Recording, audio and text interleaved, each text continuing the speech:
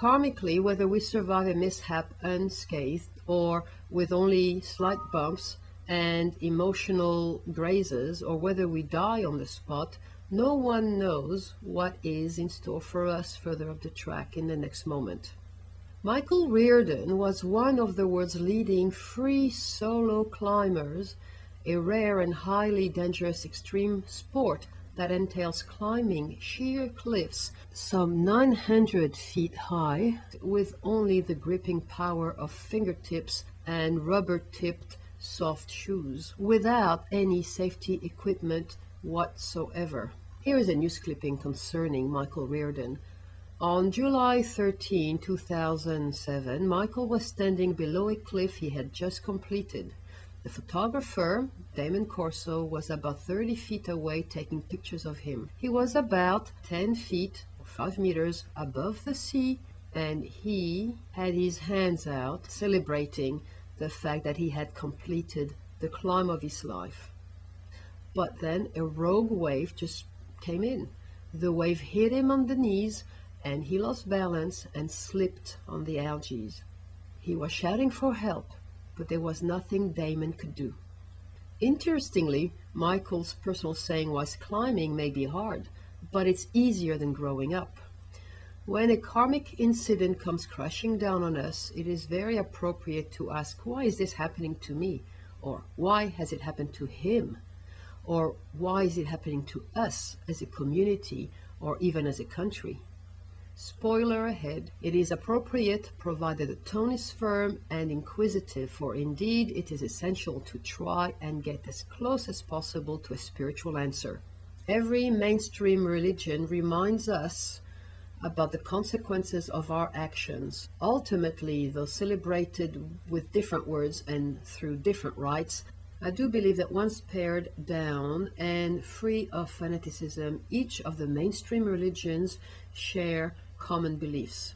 In spite of this, I will risk saying that the greatest catalysts of wars of religion, past and present, aside from masking fear and greed, have been ways of semantics.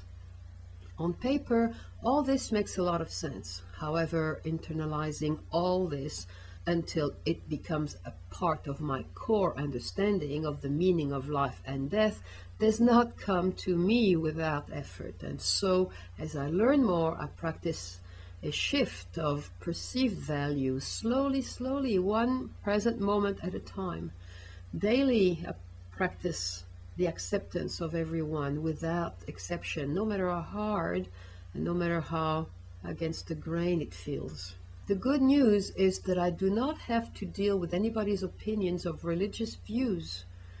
And in fact, I do not have to do much at all, least of all talk.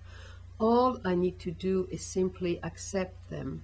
But like anything related to this topic, acceptance has got to be genuine from the heart, not merely from the head, not from the lips.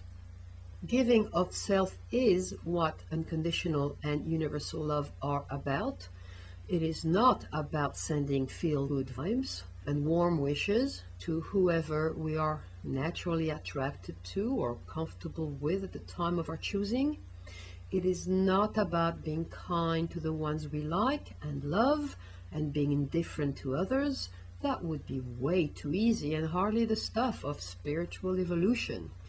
It is only the skin that seals us, along with a cultural perception of the individual that gives us the illusion of our uniqueness, which in turn creates and maintains separation and isolation. Basically, I'm getting to think that we are about as unique as any cookie can be unique on its baking tray once the cookie cutter has done its thing. And this introduces another key concept, that of separation, or rather that of non-separation, the topic of my next article. And here we are, dear friend out there, at the end of yet another reading. Keep yourself in the moment that is under your feet, because as you know, it is the only moment that is truly ours to shape from the inside out. Keep safe.